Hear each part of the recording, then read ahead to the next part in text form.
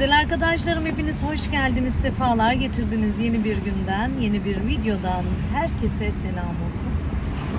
Bir güne daha uyandık. Bugün günlerden Perşembe. Düğünümüze kaldı 2 gün. Ve ben kuaföre geldim arkadaşlar. Saçlarımı bir değişiklik, ufak bir değişiklik yapacağız bakalım. Sonrasında eve koşturmacaya devam. Semacığıma geldim her zamanki gibi. Bafra'ya geldiğimizden beri tek bir kuaföre gidiyorum. O da Sema. O zaman teşekkür ederim Ali Bey. Demek hanımefendi. Buyurun. Geçeyim ben. Bakalım ufak tefek bazı şeyleri yaptırdım.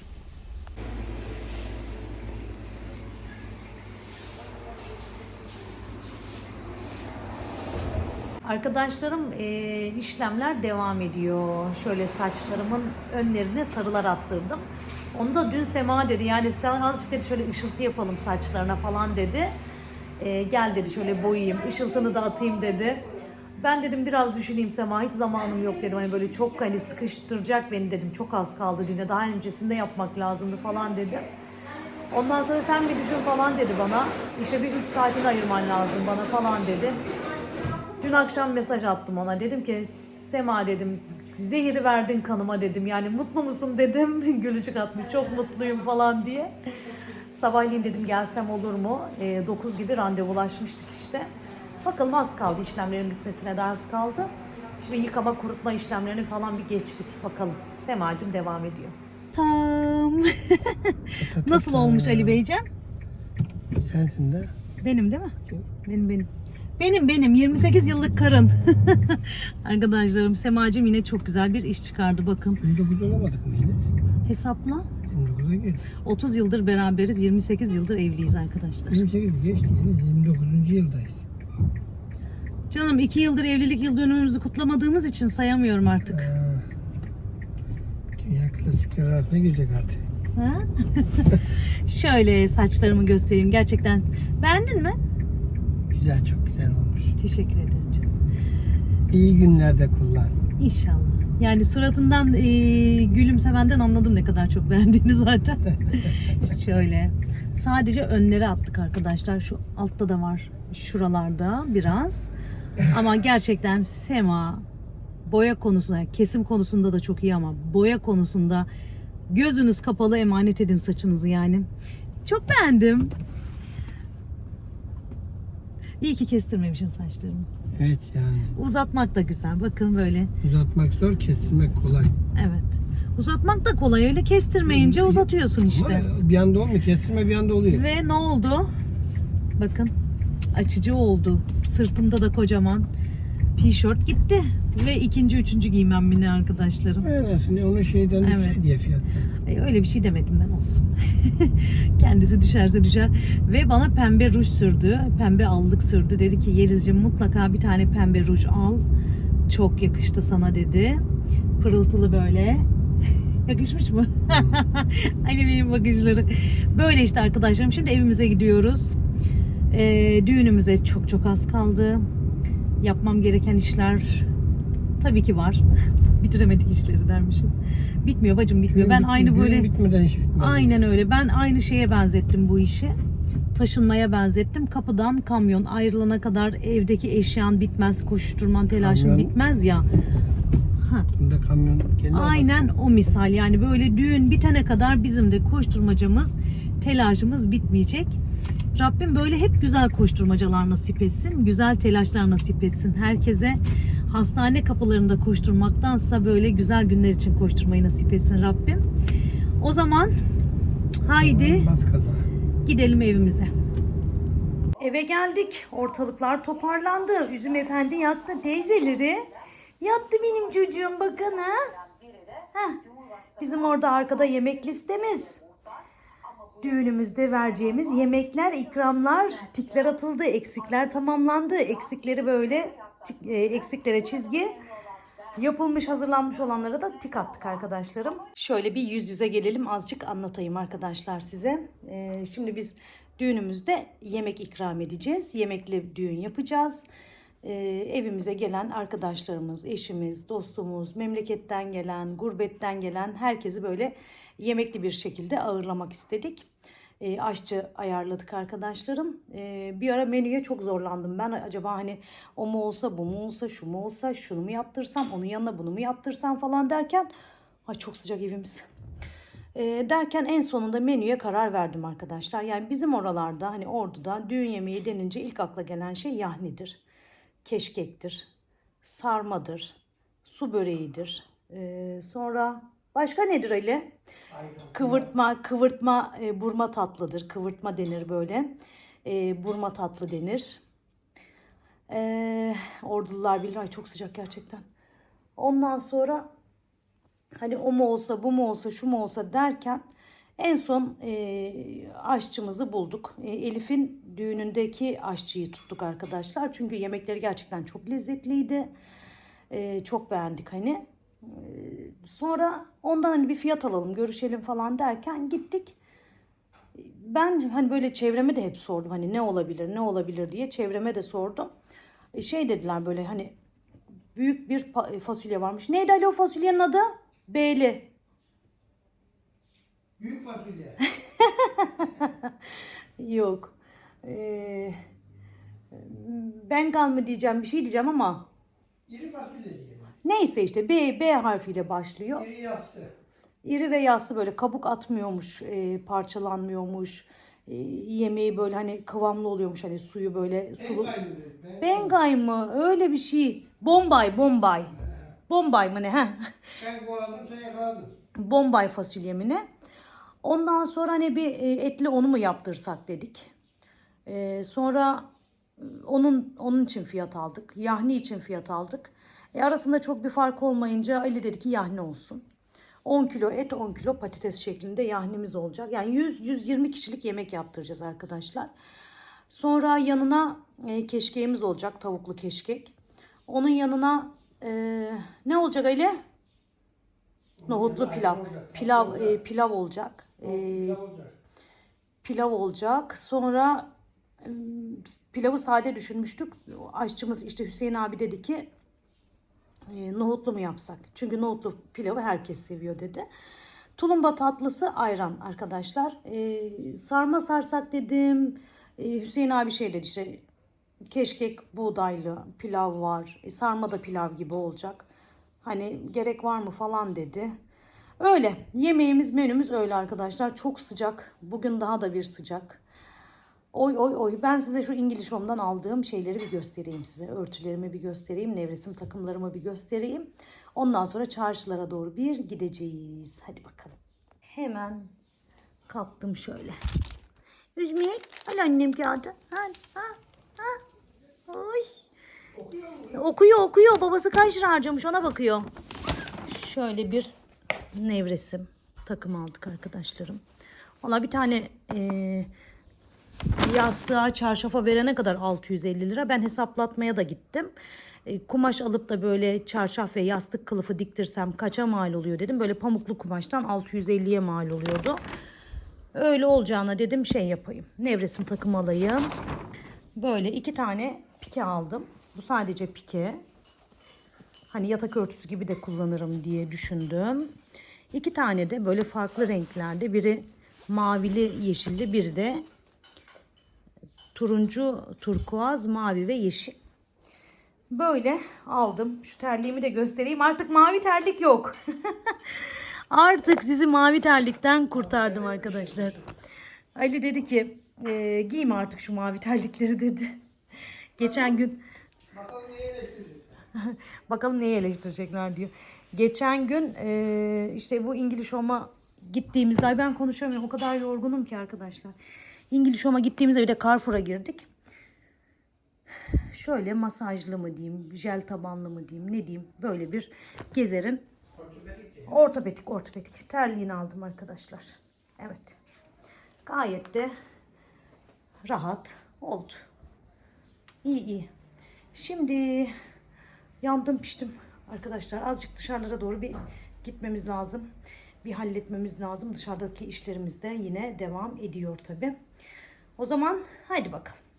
Öyle bir kaptırdım ki kendimi. Hadi dedim son böreği sizlerle beraber hazırlayalım bacılarım. Düğün böreğimizi hazırlıyorum. Düğün böreğimiz var. Allah izin verirse yarın düğünümüz var. 4 Temmuz Cumartesi.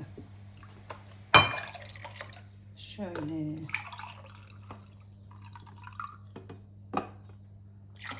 İki bardak süt koyuyordum ama fırın tepsisi olduğu için o şekilde ayarlamıştım. Bunu şey yapayım böyle.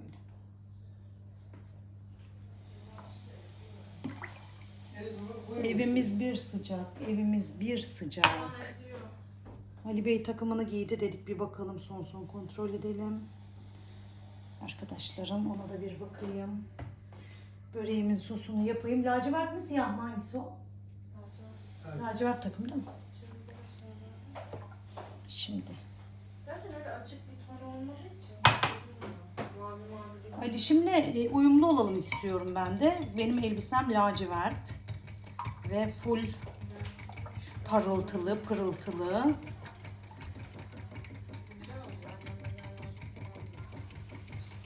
Bir bakayım bizimkilere. Tam kravat alırken gömlek de alırız. Şöyle. Vardır.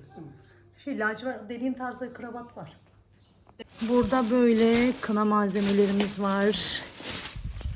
Dün akşam bunu tamamladım.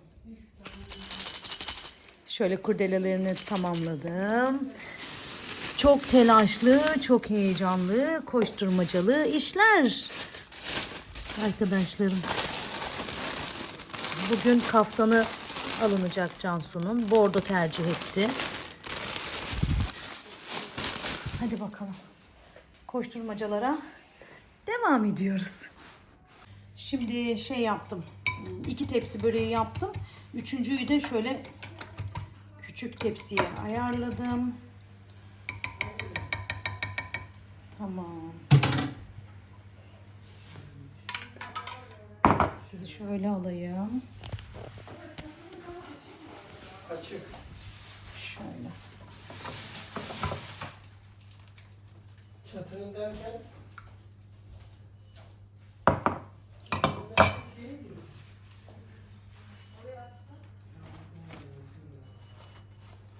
Peynirli, sadece peynirli börek yapıyorum arkadaşlar. Maydanoz falan eklemedim. Cansu dedi anne, insanların böyle dişinde kalıyor, rahatsız ediyor maydanoz dedi. O yüzden şey eklemedim. Bir de kıymalı yapmak istemedim arkadaşlar. Çünkü kıymalı pide yaptırıyoruz. Yahnimiz var, keşkek var. Bu da böyle peynirli olsun. Peynirini getireyim.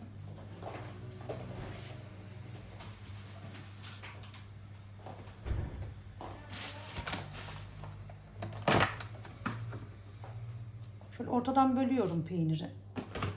Yarısını böyle ufalıyorum. Yarısını da üstüne.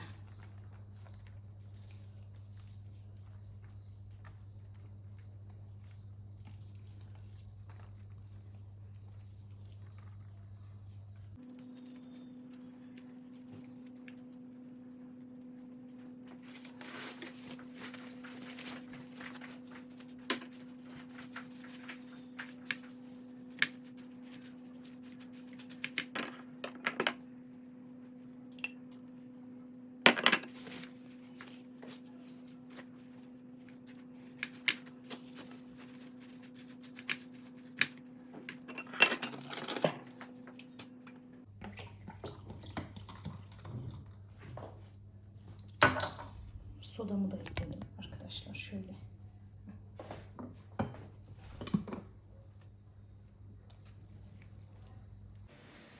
Tıraş ettirdik azıcık biraz ferahlasın diye. bunlar aslında tüyden bunu almıyorlar. İşte Bunlar tüyler serinletiyor bunlar. vallahi Büyük gün geldi. Düğün günümüz geldi arkadaşlarım. Misafirlerimiz de gelmeye başladı. Hanifeciğim geldi. Sunaycığım yolda. Annemler yolda. Abimler yolda. Oy oy oy. Çok tatlı telaşlar. Gelin babamız burada arkadaşlarım. Bir telaşın, bir koşturmacanın, bir güzelliğin, mutluluğun içindeyiz. Çok şükür nasip eden Rabbime. Pidelerimiz geldi. Onlardan arabaya çekeceğiz mi? Evet onu istersen Hanifelere söyle, farklı bir yere çeksin. Pidelerimiz geldi. Bakın şimdi. Şöyle 50-60 tane pide yaptırdık arkadaşlarım. Şimdi kahvaltıda falan vereceğiz. Düğün yemeğimiz zaten olacak. Efendim kızım?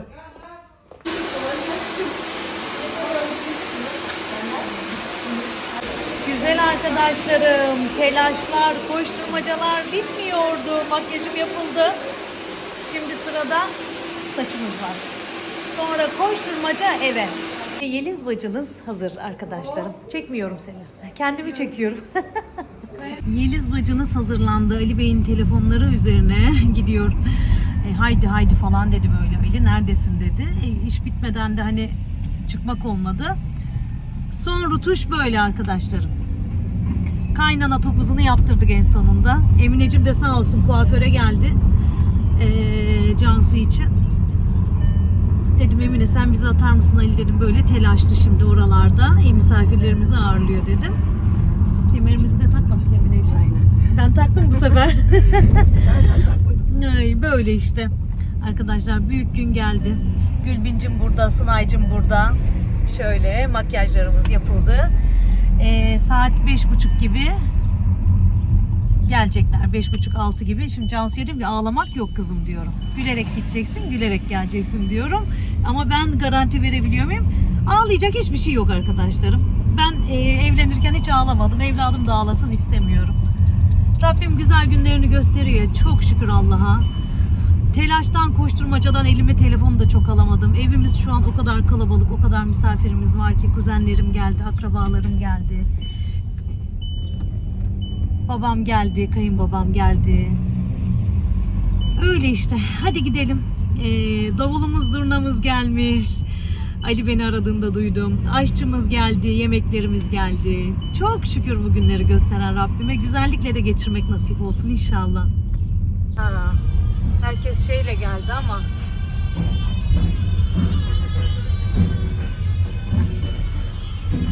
ah doldu buralar.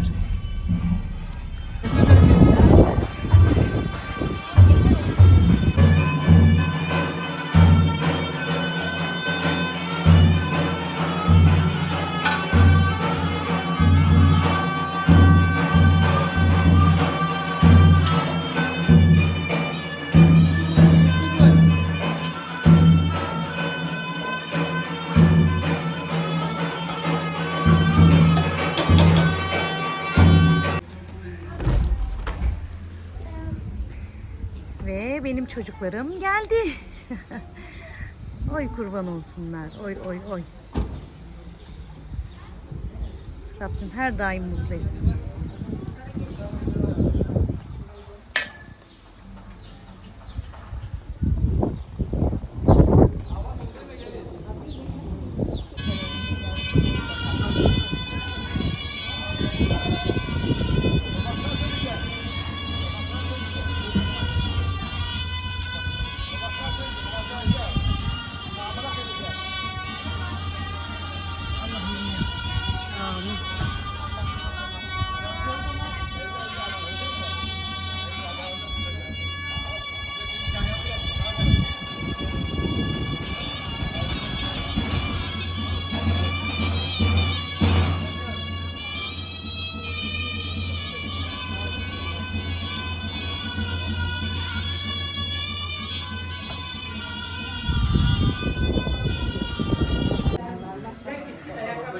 Gel bebişim gel güzelliğim maşallah subhanallah.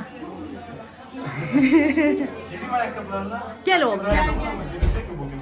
Gel gel. Gel temizlenecek zaten gel gel. Hoş geldiniz. Merhaba. Hoş geldiniz. Hoş geldin Ürün. Makyaj bozulmasın. Hoş geldin dayı. Hoş geldiniz. Nasılsınız, iyi misiniz? Uşaklarda mı?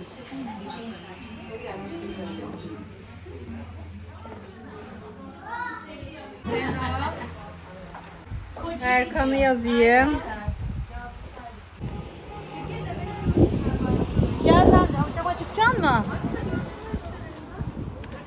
Öyle mi oluyor? Hani balkonda beklerken öyle yapıyoruz.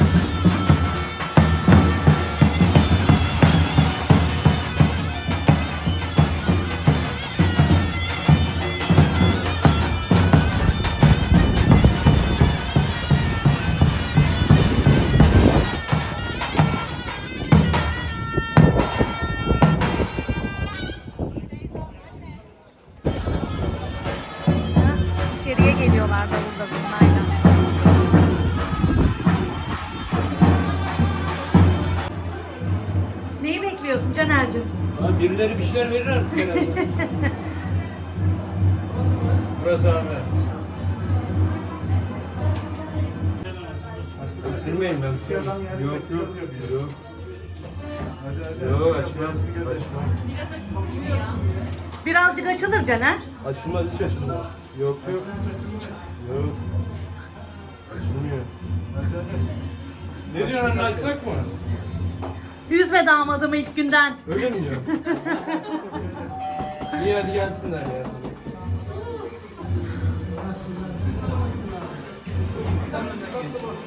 Bekletsem sen şurada geç.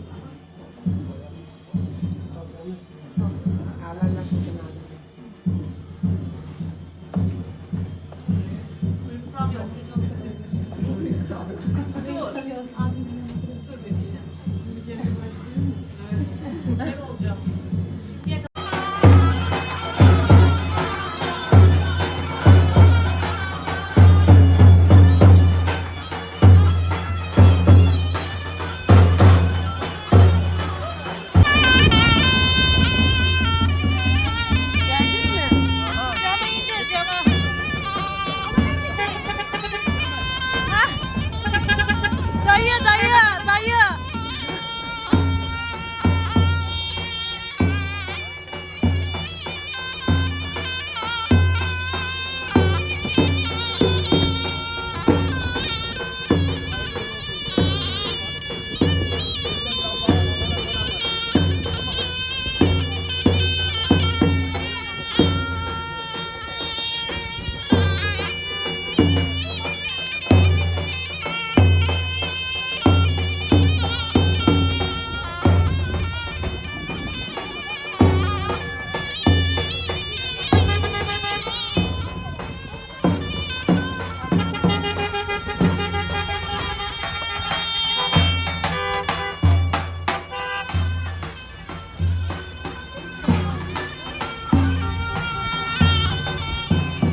Arkadaşlarım kızımızı salona uğurladık diyelim. Önce köprüye gideceğiz.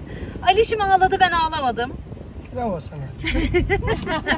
Ağlamadım ve Erol'a dedim ki Erol'cum şimdiye kadar kızımızı hiç üzdüğünü görmedim, duymadım. Bundan sonra da üzmeyeceksen dedim. Bugüne kadar bize Açık emanetti. markalar kapatayım mı? Bundan sonra sana emanet. Bugüne kadar Rabbimden bize emanetti. Bundan sonra da sana emanet. Üzmeyeceksen dedim. Üzmem Yeliz teyze, söz dedi. Sonra girdi koluna gitti. Mutlu olsun. Yüzü gülsün. Gerçekten yüzleri hep gülsün. 8 senedir evlenmeyi bekliyorlar. Rabbim inşallah en kötü günlerini böyle eylesin. Bütün evlatların yüzünü güldürsün. Yüzünü güzel eylesin. Gününü güzel eylesin. Pişmanlık vermesin. Gerçekten maşallah subhanallah çocuklarımıza. Ben böyle şey gibi düşünüyorum yani. Düğünden sonra eve getirecekmişim gibi düşünüyorum. Kızımı çok idrak edemedim herhalde. Çok şükür telli duvaklı gelinliğiyle beraber kapımızdan çıktığını gördük. Allah herkese de göstersin. Hep güzel gününü göstersin. Ali'nin ağlaması beni birazcık şey yaptı. Oradakiler de ağladı ama kıyamadı. Mutlu olsunlar. Neyse hadi gidelim bakalım. Köprüye gidiyoruz şimdi. Köprüde oyun oynanacak. Gelin damat taş atacaklar Kızılırmak'a. Oradan salona geçilecek. Bana böyle rüya gibi geliyor arkadaşlar. Bilmiyorum da. Öyle. Hadi bakalım. Biz konvoydan hariç gittik arkadaşlar. Köprüye geldik böyle. Şimdi burası çok kalabalıktır. Bir sürü düğün vardır. Çünkü burada bir gelenek, ya Bafralı değiliz ama gelenekleri yine yerine getiriyoruz. Köprüdeler miyiz? Ali köprüde bir sürü Yaklaşmadan anlayamayız onları. bir sürü gelin var Ali, bir sürü. Karşıya bak, arabalar hep karşıda. Yani Şurada karşıda. O şarkı şey mi acaba? o gelin köprüsü burası işte. 250 metrelik ahşap köprü varmış burada.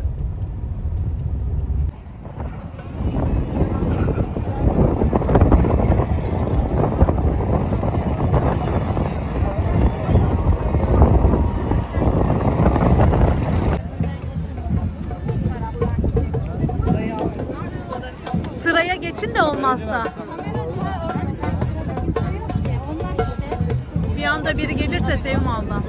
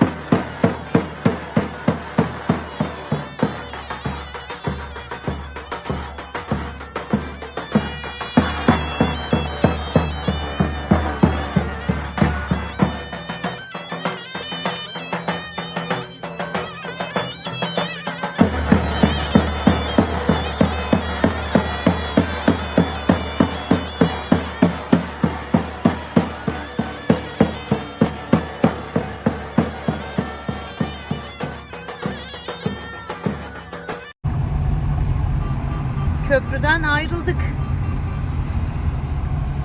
Arkadaşlarım, oynadık. Ay benim çocuklarım. Allah'ım hep yüzlerini güldürsün. Çekemedim ki ya. Bay bay yapıyor kızım.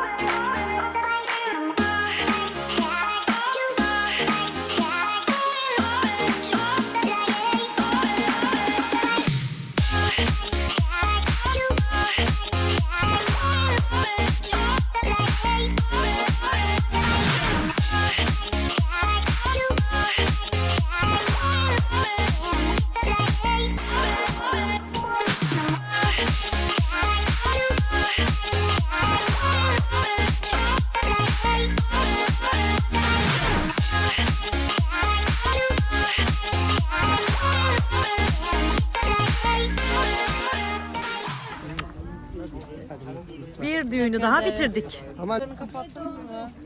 Evden çıkarken. Kapalı kapalı. Kafesteler kızım. Olsun, kapılarını falan kapatın. Evet. Korktum onlar için. Lokuma söyleyin, onu alacağım. Lokum var ya çıldırdı bugün. yüzümü döve döve. Durduk yere çıldırdı. Üzüm çok O öyle bir kız, Kalabalık biraz rahatsız ediyor. stresli. bebişim öpeyim gideyim. Tamam, hadi. Tamam. Temmuz'da düğün varmış zaten. Yaz bana. İstersen gel bak. Biraz tatile gideyim ben ya. Aha enişteme bak. Ha eline tuttu gidiyor görüyor musun? Caner, öpeyim seni. Ev sensiz çok sessiz olacak. Fulle kahve içiyor. Gelirsin İstanbul'a, ararsın. Telefondan mı? Ağından alırsın.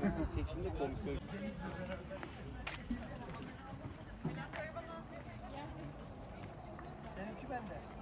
Benimki beni tanır.